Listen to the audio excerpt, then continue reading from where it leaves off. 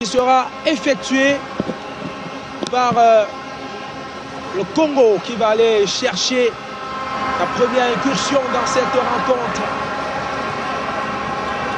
avec Barrel Roxane qui va s'appuyer. That is the number of followers they have, the number of subscribers, with Facebook, of course, being at the top, followed by YouTube, and then we have WhatsApp, Facebook Messenger, and then the rest come. Because Facebook has about, as of October 2020, Facebook had about 2,701 million subscribers. These are statistics of October 2020. YouTube had about 2,000 million subscribers, and so on. You see, Facebook is at the top. So when people connect to the internet, the ease with which you create a profile on Facebook is such that in 2-3 minutes you are done. Exactly. Yes, so you have your presence on social media is felt. So there are lots of other social media platforms, and people easily create these platforms, these profiles on them, and then, of course, start sharing information. I think we'll come to... Yes, actually, we'll come to some details and the ease with which, as you say, people can create their accounts and some other platforms on social media and use them, sharing information. Sometimes that can be dangerous. Very that dangerous. Actually is why we are discussing this, and we want you to know that it is true that it's as easy as that to create such platforms and use them, but you have consequences if you abuse. Now we are going also to look at still with you. Before we go to that, I should take your. You have any other thing to add to what he has said? He has given the followers, the number of people who use YouTube, the number of people who use Facebook, WhatsApp, Twitter, and yes, we should finish with that before we move to the yes, second because one. it's just as its name goes, it is social media. We go out there first of all to socialize, and when you're socializing, there are lots of things that you can do wrong and thinking that you're right, because you don't know who is reading your post at what time and what frame of mind the person is in, or in what sort of emotions the person is at that time. Because you could be reading or you could be posting something at a moment when you are happy, you are in a very joyous state, you just post.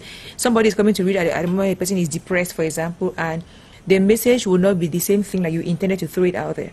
And that's why maybe we just embraced social media a little bit too much without knowing where we are going to, because you don't know what to put out there and what not to put. People just put everything and anything, not knowing that whatever you post has lots of consequences, both negative and positive. Yes, we're going to discuss. Let me add, since we're on the topic of social media. Yes, especially at the level of definition. Yes, at the level of the definition, if we look at social media per se, we can think of online platforms basically created from the get-go to help people build relationships. So someone who is possibly shy can easily build relationships with thousands of people or millions of people. So you go there, you create relationships, you communicate, you share information with people. That's the essence. But obviously, when people go online, they don't know what's happening. With the advent of technology, things have changed so fast. And nowadays, it's not what used to happen, say, 15, 20 years ago. People can connect every time, anywhere they are, with pretty much anything they have. Most people currently have smartphones, tablets, so it's no longer connecting using just your computer. You can be anywhere at any time, and someone says, I need you to check this, I need you to do this, and you're able to connect with the get-go. You share information, you check information. Exactly. Before we had to write letters, we had to send things, and it took a while. But now in 20 seconds, you could do real-time videos of something happening somewhere on Facebook. And as he mentioned already, Facebook has over 2-point-something billion subscribers. Same thing, you see Instagram, Twitter. We have all these social media platforms that have so many subscribers. So people who are connected can share information with a whole lot of people.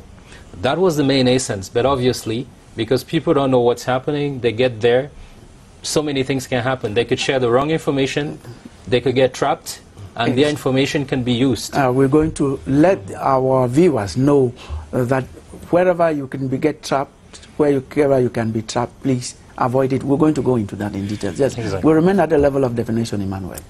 Yeah, Killian, for me, I very much see social media as a cloud, that's a cloud environment that it aims at bring the world to one table, and also permit people to discharge their anger. Because we must not fail to understand that aspect of it, that of creating people of that platform which creates an opportunity for people to speak out. I remember one time that the U.S. Embassy, they actually had one program, and it was actually broadcasting within the time of the corona. They actually created, I think it was kind of visual conference. You mean when coronavirus started? Actually, they created a visual conference where we participated in it, and they broadcasted one documentary that was talking about the social media and the advent of social media and other things related. And through it, I actually understood that the social media was had an intention of actually making sure that people are not suppressed. People's voices are not suppressed. Yes, people's voices are not suppressed. Okay. Yeah. So. Okay. Thank you for that. Yeah. Gives people the opportunity to express themselves, not going through the traditional communication chains that obviously today have been offset by social media, and that's what we're going to be talking about next. Social media has upset the traditional communication channels. Mainstream media, radio, television, media. Because it's faster and it is readily available everywhere, anytime. You can bear with me that you don't necessarily move around with your radio, your television set all the time, but you're always with your mobile phone, always with your laptop, always with a handset or a palm top all the time, because it's faster. And most people, even in the traditional media like radio, TV, they have learned to go along with the flow. So most of them, or like us, we are online. Many programs are live on Facebook, and some people have Twitter handles where they can always slot in some of their program ads to make people know that this is where you can catch us on radio. But other platforms. So what you're actually saying is that mainstream media is following. Yeah, it's following the rhythm. Media. It's following the rhythm, because we're in a fast-moving world. Everybody has to go fast. If you don't go fast, you'll be left behind. If there's any radio station right now or TV which is not on any social media platform, I'm sure that they are not. They don't know what they are doing. Yeah, I think, and that's why Nelson Tarrant, CRTV, exactly. he just does all of that. In fact, what we need to understand is that there's been a trend of events. There are some facts which we cannot leave out. How did we get here? Actually, what happened is that people became so in the world. Became involved with the advent of the new technologies, especially the social media, and of course the internet. It's the internet that drives social media. So most governments lagged. They did not want to get involved because they thought that this thing was not going to work. But it didn't work that way. They realized that they were slow, and then the masses pushed a lot of information on these platforms. Then thereafter, the governments, including the classic media, realized that they were left behind. What the governments did not open up to, what the media, the mainstream media, did not give out to the people. People started using the technology which they had acquired, the equipment which they had acquired, without being trained. That is where the problem is. They were not trained, so they took advantage of this, and they started churning a lot of information. And then the governments and the classic media said, why are we sitting behind? We have to make sure that we counter what the population, what the masses give out. So they got involved on the social media, and today everybody is on the social media. That is the reason for which sometimes you see this information is churned out, and other sources, no, this is fake.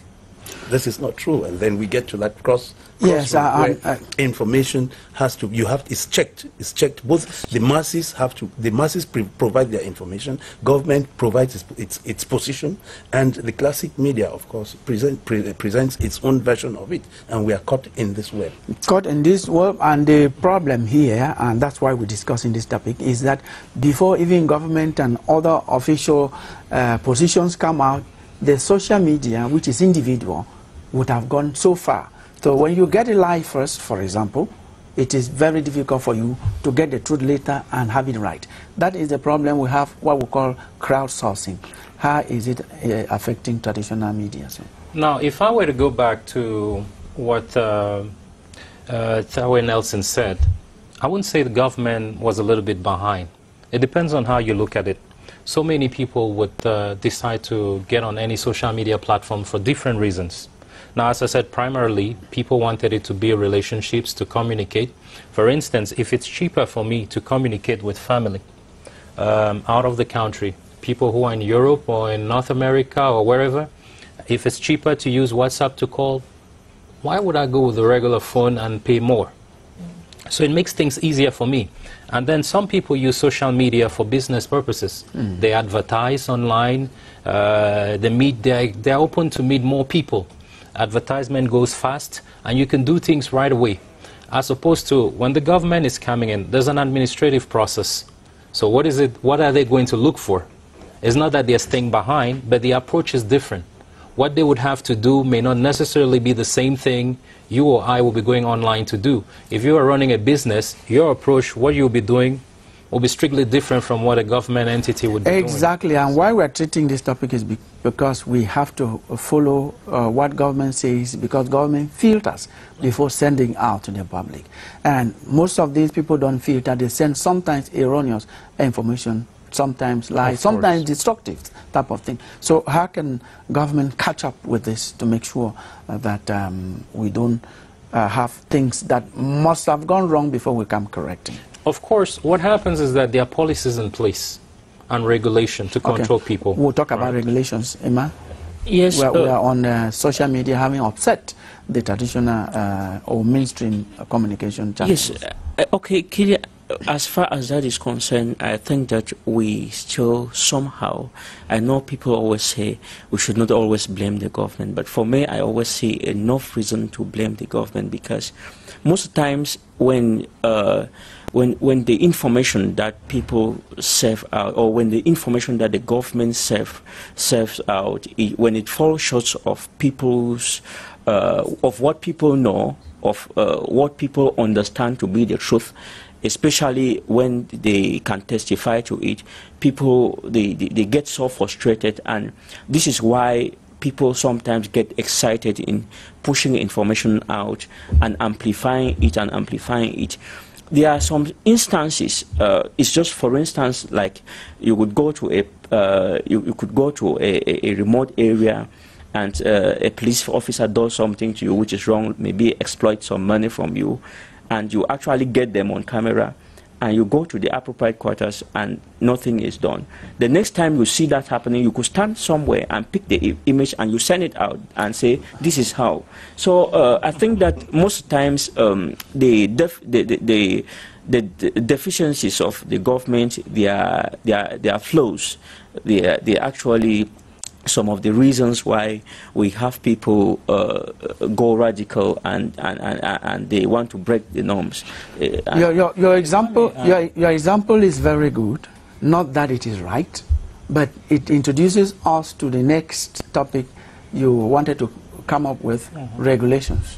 Oh, prior to getting to regulation, I was going to say, it's easy to blame someone always when something happens. I won't look at it as blaming the government, because there are certain things we have to think about. As we said, with the advent of technology, this new technology, social media, everybody's excited about it. Everybody gets online without knowing what is happening, how to go about using it properly. And it's human nature. Everybody wants to be the first to share information, breaking news. Yes. So much that sometimes when people see certain things happening outside, with the smartphones we have, they're taking it live, posting live on Facebook. The government is not the one saying do that. No. It's just human nature has pushed these people to do certain things without knowing this is not right or this is not. Sometimes they film certain things that are very graphic, which may not be accepted according to policies and all, but simply because they want to be the first to push out information, they do that. Sometimes out of common sense, which is what we always ask people. It's common sense. When you receive information, without getting into regulations first, I would say there are basic things we always tell people. Stop, reflect, verify. Check. If you stop, you reflect, you say, what is this? Is this true? Why am I sharing? Is there really any added value in me sharing this information? You verify, is it true? Because sometimes people share information, just say, okay, I saw a video of say this person who was naked or someone doing something inappropriate, and I'm sharing.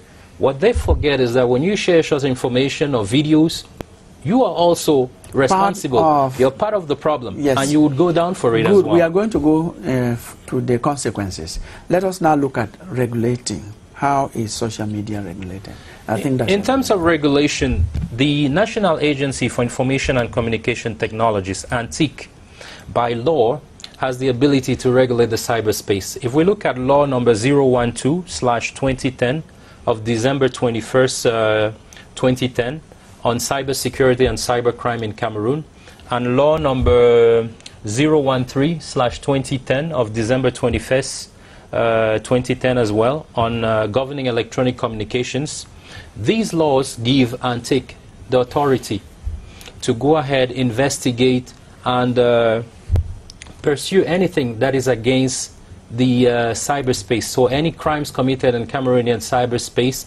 Obviously, it's also important to know that when we're talking about technology, the internet, social media, it's cross-border. Yes. So it's not something where you would say the people who are committing a specific crime online are based in Cameroon.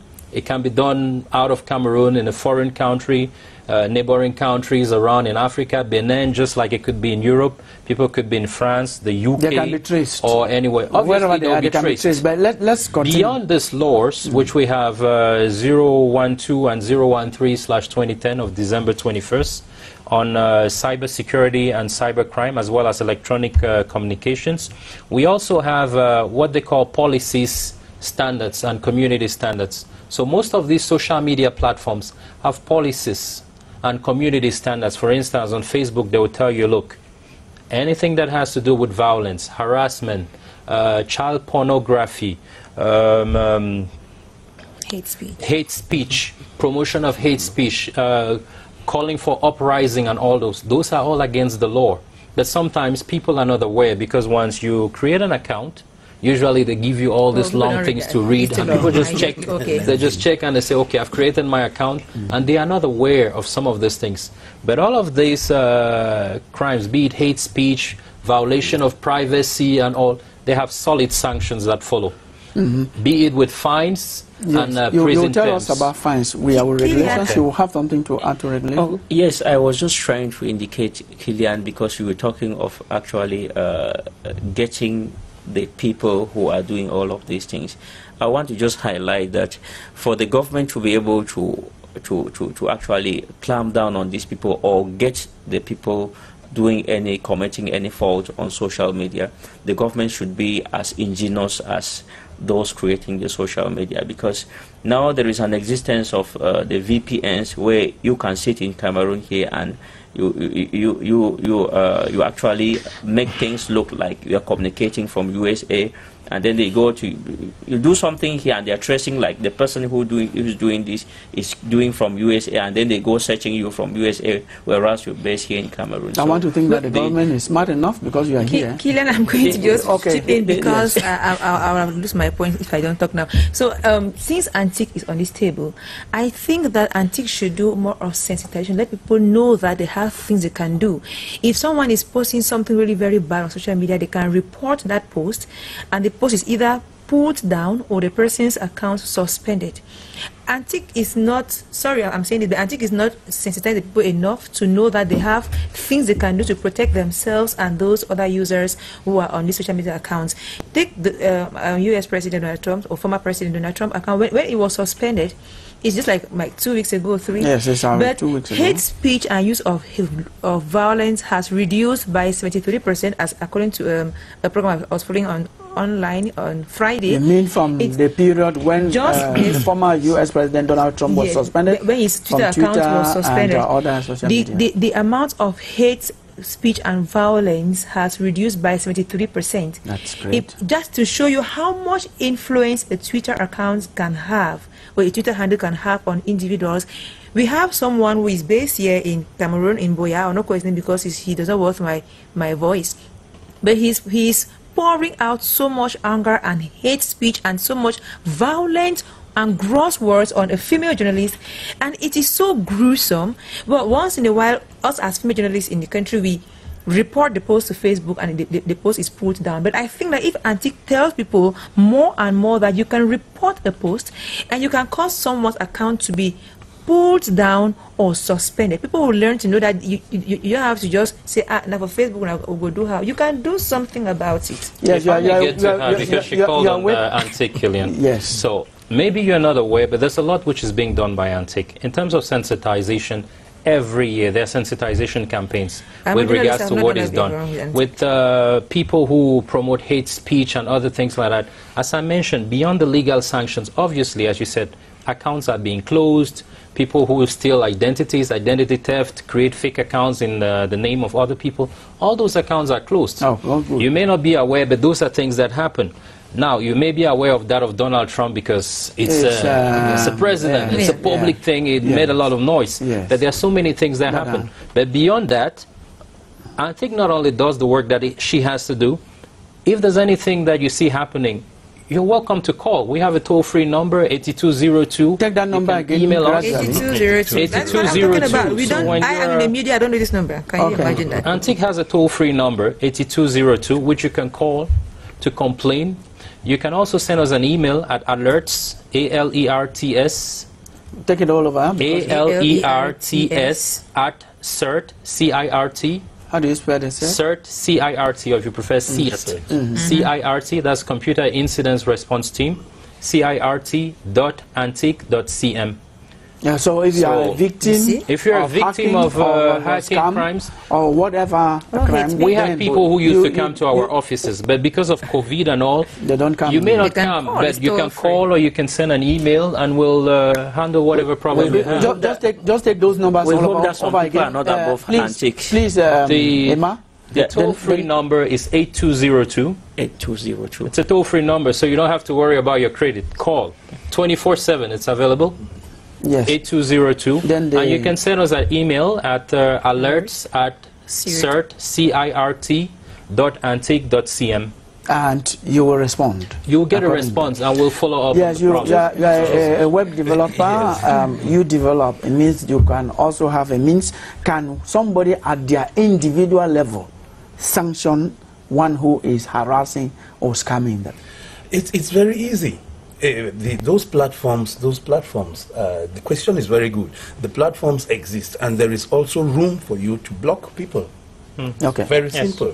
You can see if somebody is harassing you, you can simply say, you give them a quiet and a gentle explanation as to, please stop doing this to me. And if the person continues, it's easy. There is a block. You may even want to suspend if you think that that person, you would need to communicate with them again. Even after you have blocked, Facebook gives you 24 hours after you've blocked to be able to unblock that person. It's possible. So there are all those checks and balances. What I wanted to say was that without being the devil's advocate, Antique, and especially even the administrators of those platforms, usually are overwhelmed with the numbers of the number of complaints. People, complaints, and even the rate of creation of accounts. So sometimes you are overwhelmed, and so before you even get to identify, it's true that they have search engines that crawl the system to look for words which have been banned from use. It's possible. They have scripts that do that. But if you don't go with the pace at which accounts are created. Of course, somebody who wants to disturb, for example, will create today disturb and switch off to another. Of course. So how do you handle all of that? May I? Okay. I was just going to add that you are entirely right, and it's important to note, as we mentioned, if you look at a platform like Facebook, you have over 2-point-something billion users. In Cameroon, only, as of last year, I don't have the statistics as of this January 2021. As of last year, we had over 3-point-something million users on Facebook. Now, as we said, we can create, these accounts are created every minute or every hour. So to have some kind of real-time verification of everything that happens online, and some of these people create the accounts, they don't know what's happening. They would share all kinds of information. Obviously, Facebook uses some form of artificial intelligence to detect content that is not warranted on the site. So much that if you post nude pictures and things like that. Eventually they are removed. But what some people fail to understand, it cannot be removed immediately you post. Exactly. Because right now we're here, somebody out there is creating a Facebook page or an account and is doing all sorts of things. So we'll get to the person. The algorithms that creep in the exactly. system Eventually they get to the person, but it may not be at the same meeting, at the same minute the person creates the account. So. Now somebody hacks your account and is publishing nude pictures, or is publishing hate speech, is publishing something that tarnishes their image. With your pictures with and your everything. pictures and the rest. Your name is. What do you do? Like I said, those platforms have a little window through which you can report. And they even give room for your friends to report. Yep. So Facebook has an excellent window for that. So you report, and like Samuel said, it takes a while for the administrators of that platform to actually identify or to come up with, because they are constantly being bombarded with such requests. So it takes a while for the administrators to get that information, verify it, and actually see that somebody is using hate speech or has usurped your account, and then therefore they swing into action. Yeah, let's look That's at where you contact Antique when you need something done faster. Yes. Because obviously with over 2-point-something it's not easy. billion users, it's difficult for Facebook to track everybody there. Okay. However, when you have such problems, do not hesitate. You call Antique on our toll-free number, 8202. Before, people used to come into the office. So many people would come with different kinds of complaints. Because as I said, it's out of naivete. Some people, out of ignorance, you meet someone online, you think it's, I don't know, you think it's a woman you're talking with, whereas it's a man. And then he picks a picture of a woman and he shows you, he says, this is me, show me your own picture. You show a picture or a video, they take it. 2 to 3 days after, they're trying to blackmail you. And they tell you, if you don't send me money, we post, we do this. But as he said, you block the person. You block the person. You can block the person, and whenever you feel like, you can unblock the person. And if you cannot control it that way, we can always have such accounts that push out unwanted information closed. Yeah, you know? that is, Emma, briefly. Okay, I think we're talking about social media and relying more on Facebook and the Twitter, but I think that there are other aspects to which have been let me just say maybe something that some filmmakers in Cameroon experience. I think some months ago, there's one guy, we don't know where the guy is from. He actually hacked some Cameroonian films and he was broadcasting on one website. He's been doing this and there's been a struggle to actually get this guy, but unfortunately it's been very, very difficult. And I think a good number of filmmakers who were victim of that, whose films were hacked. I had one of my films which was hacked. It's been very, very difficult to get a hold of. So I don't know if Antique too has. You have not reported. You should report, as he said. And, you should just report. Beyond reporting, what's important to note is that with the law which I mentioned, 012/2010 of December 21st, 2010, on cybersecurity and cybercrime, as well as law 013/2010 of December 21st on electronic communications, those laws have given provision. They've filled the vacuum that existed for cybercrime.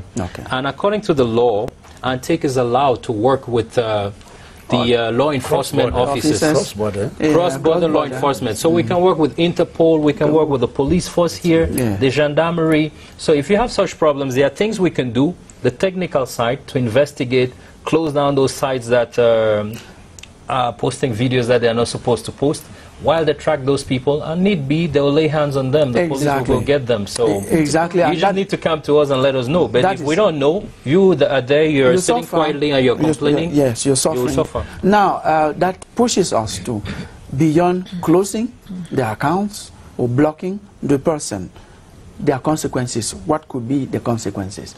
There are so many consequences. If you look at the law which I mentioned, 012/2010 of December 21st, 2010, this law has about 97 articles. Articles 62 all the way to 88 talk about sanctions. Legal sanctions as well as fines that can be given to people. Now, if we look specifically at some of the articles like 65, 71, 72, 73, 74, 75, and 76. Some of those articles talk about violation of privacy, pornography, child pornography, harassment, and the sanctions that can go with all those. There are so many.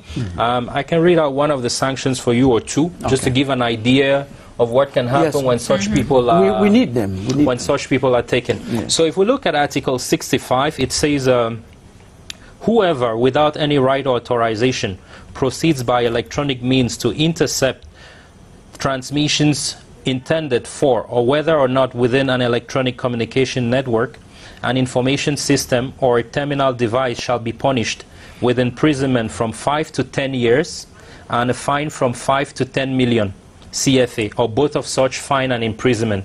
Any unauthorized access to all or part of an electronic communication network or an information system or a terminal device shall be liable to the same sanction in accordance with Section 1 above. If you look at Article 75, it says, whoever for financial gain records or publishes images that undermine the bodily integrity of another person through electronic communications or an information system without the consent of the person concerned shall be punished with imprisonment from 2 to 5 years and a fine from 1 million to 5 million francs, or both of such fine and imprisonment. So thank you very much. This particular one, I think it should be put like a jingle in most institutions. That's why I'm saying there are so many. From 62 till about 88, Article 62 till about 88, they talk about fines and sanctions. There have been cases. A simple example, on TV last time, there were some people involved with the hacking of a Lacan page. They passed on TV when...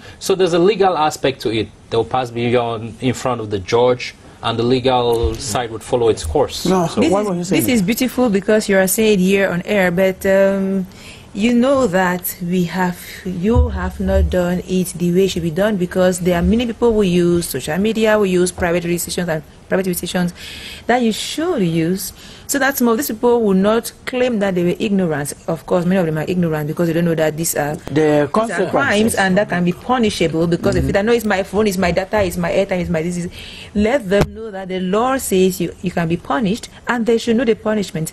You can use many other platforms, let people know this, that these things are very punishable. That's why we brought him. As I said, henceforth they should know what awaits them, and then you should people should also know that now this is a lot of people out there. People should also know that the virtual world is so different from the real world. Somebody putting an image of a man talking to you doesn't mean that it's a man. It can be some other person. Exactly. Images can be manipulated so bad, and I just keep wondering why you allow yourself to manipulate by a virtual human being. You're talking about online governance, social media governance, and most of what we are going through today in the country, like elsewhere, of course, is originates from social media. Exactly. Somebody who just goes on and say, you should go to the street and go and start matching. Where is the person? Has he come to the street with people and matching with That's why I mentioned when I spoke earlier that there's something, if you're calling for uprising, you're calling for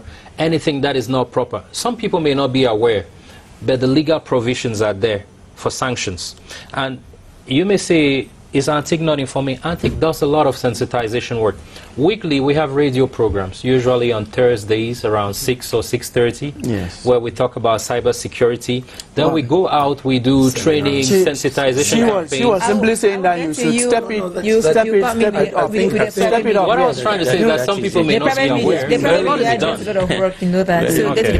You listen to some of these sanctions that await and there are many people, and there are many. You say that covers everything from 62 Article 62 to about 88. We'll talk about they cover privacy, harassment, violation of this and that. And those are things we live on daily basis. Nelson, you listen to what should we tell our people who are watching us right now? I think it's very easy. To me, it's a way out. It's very easy. It's easy to work out something. People should, first of all, be educated on exactly what the social media, what those other different platforms are. If you post a video on YouTube and you have that following, which you of course can monitor, it's good, but think about what you have posted. Is it worth it? Is it educative?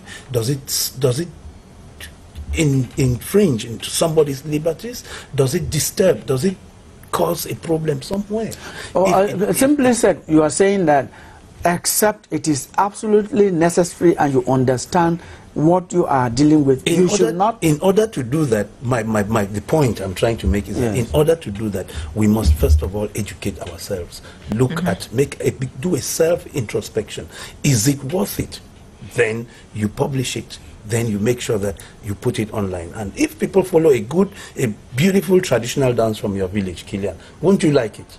Oh, like it will be beautiful because you're selling your culture and you're allowing other people to have an insight of exactly how it happens. But when you go smear campaigning, it does not speak well. When you go calling on people to an uprising, it doesn't speak well. Not at all. Not at all. The issue at hand has been that in the real world, when you get out there and you do something, you want to break into a place or something, you know the police will come get you. But people have had this impression that, okay, since it's cyberspace, it's free. I've created an account. It is me creating the account that I could decide to say I'm called Promise. And they believe that they could do that and get away with it. But what we fail to understand is anything you do online leaves a trail. So it's easy to get to you. They may not get to you today, but with the trail you're leaving, the investigations and all will lead to you eventually. But some people, I think they never think about that, and they always thought, okay, it's cyberspace, you could do anything you want to do without thinking of the consequences, or may not even be aware of the consequences. Exactly. But there are so many. And then you are telling us that there is no ignorance as far as anything that you share on social media is concerned. No. The law comes after you. The law comes after you, because if today I receive some indecent pictures or videos in WhatsApp and I decide to forward it to some friends, I can't say, oh, I'm not the one who took the videos. The person who is to be blamed is the person who took the video. It doesn't work that way. I forwarded the videos as well without the consent of whosoever, so it means I'm also guilty. You are guilty. You are Once we go in front of the judge, I'm also going to get my own sentence. I hope that we are understanding I'm part of it. So now, let's talk about publishing public official documents. Okay. Yes, let's talk about that. What are the consequences more severe, or it falls within the consequences? It falls within the consequences because you're not supposed to publish data which you're not authorized to. So all of those will come with sanctions, prison terms and fines as well. But it's just that, as I said, we've realized that in the society, because it's a new phenomenon, everybody is excited, they want to be the first to share an information, forgetting that this may be confidential information, this may be information they are not supposed to share.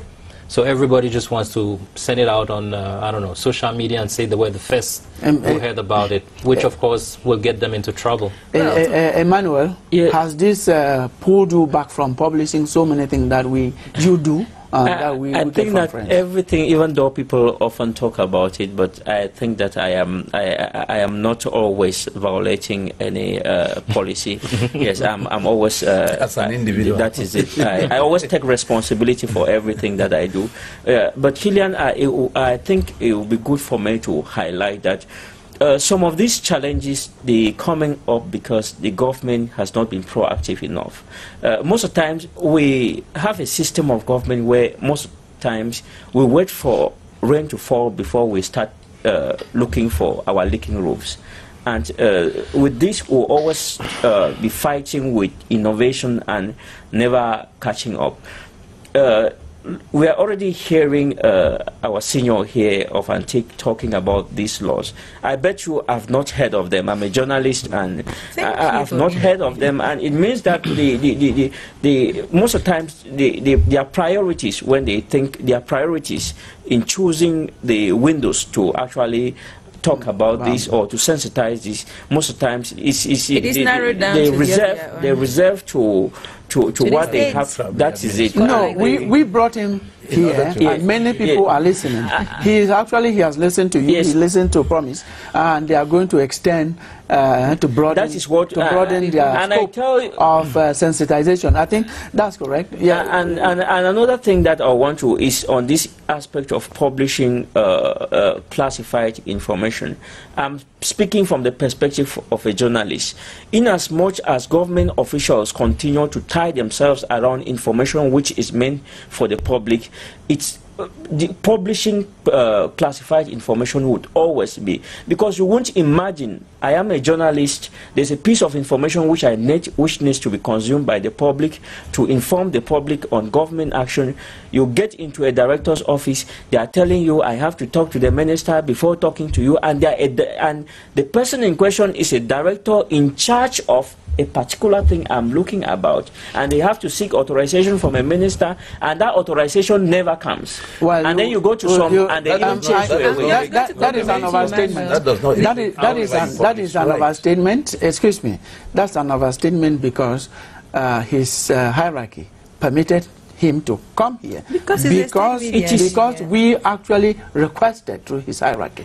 So you just have to. And we cannot generalize, Ms. Anda. I agree. We cannot generalize, but by saying that it never comes also is an overstatement. No, and I was going to say, if he has to make such statements, he should be able to come with some statistics and say, this is what. Don't just pick one example and say, and generalize. You can't. And when we talk about some of these things, I've had many of them. There are sometimes they even chase you from the office in a very arrogant. Well, maybe you've had a bad experience. We don't condone any disrespect for any journalist. We cannot condone. What we're trying to say, Killian, is that the state media remains the state media. We can't contest the fact, but you should know that there are many people whose radio sets are tuned to a particular private media station that they're not going to change to go to the state media.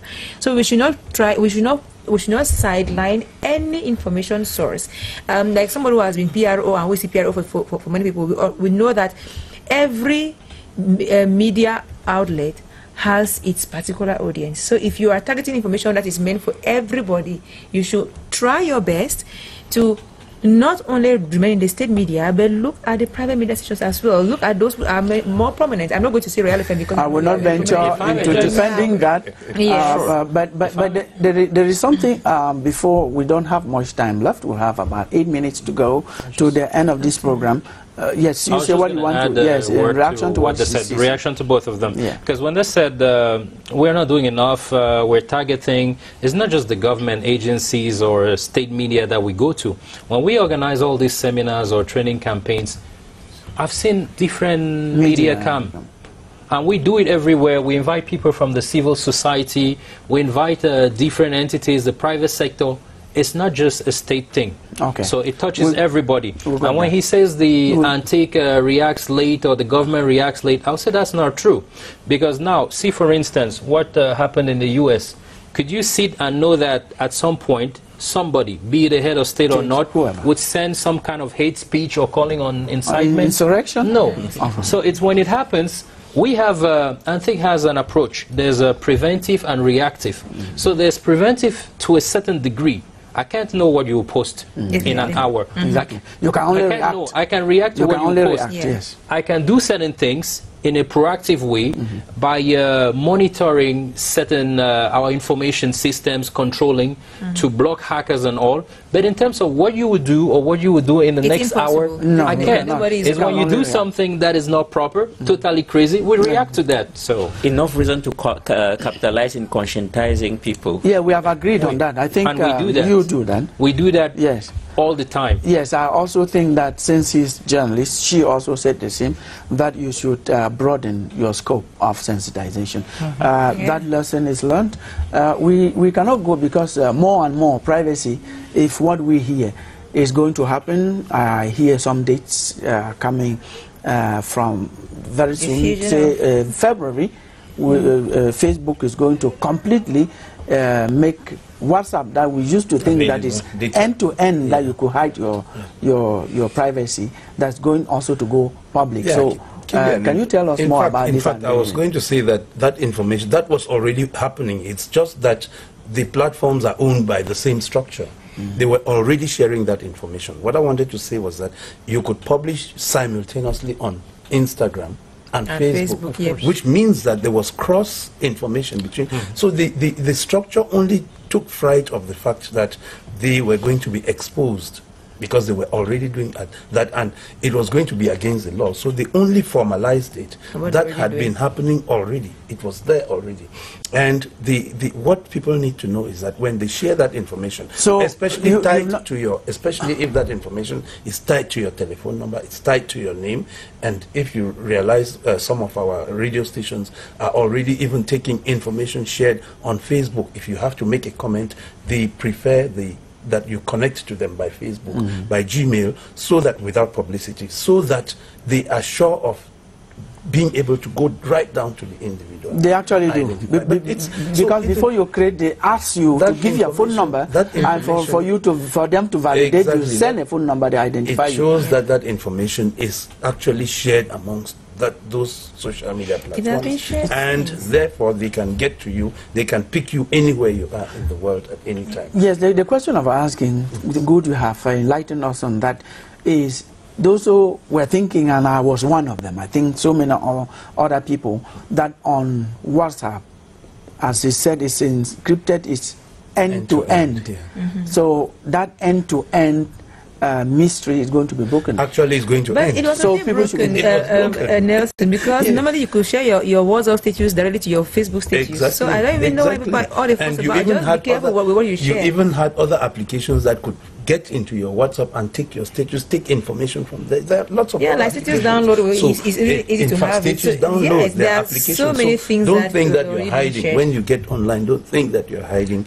And the bottom line would just be for our people to be educated, know the kind of data you post, yes, what you share, who you chat with. Okay. Mine. No, I know. Okay. I know your time is running out, but I want to say this. Yeah, I think that most of these they will be corrected with because punitive measures. I tell you, it will be very, very hard to stop this, because this is technology and people are becoming intelligent as days go by, and they are running faster. At every point in time, there's an approach. People are thinking of how to go after, maybe step above that approach. So the best thing that the government would do is good governance, good moral education in every country.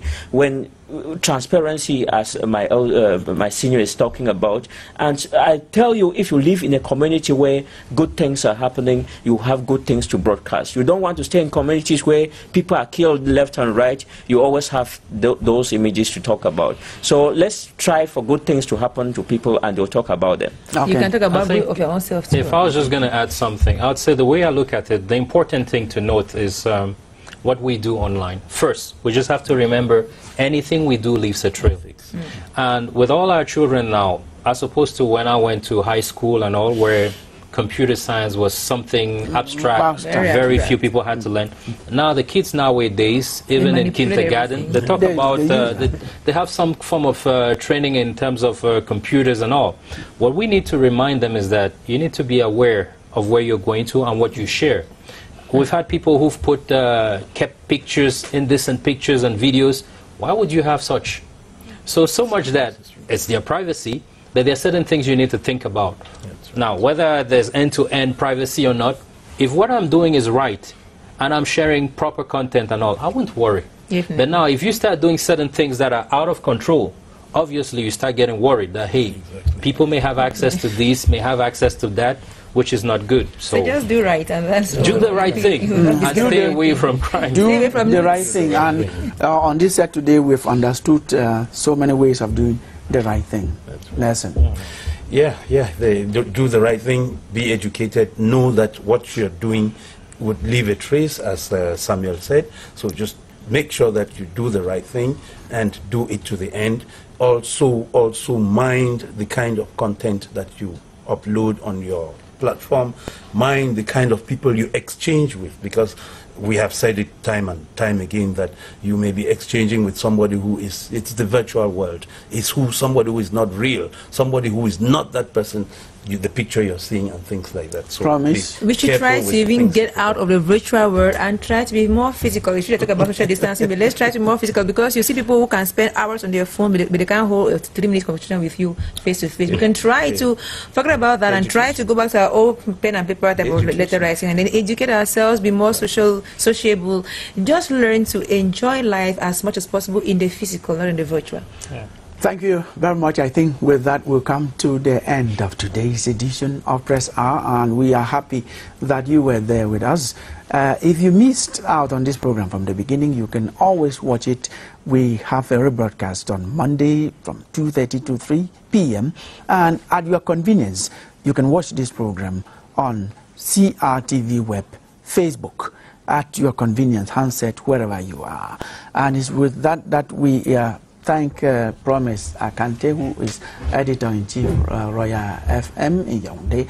We want to thank you, Nelson Tawe, who is Information Technologist, Web Developer.